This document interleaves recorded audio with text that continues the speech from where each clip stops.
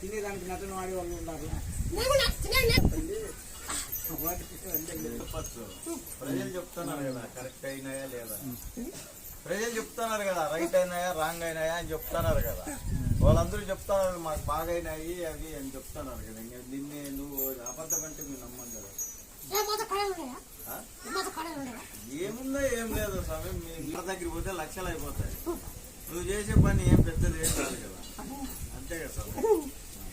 బాగా చేస్తే చాలు అందరికి గమనిస్తాను. ఏ టైం మధ్యాహ్నం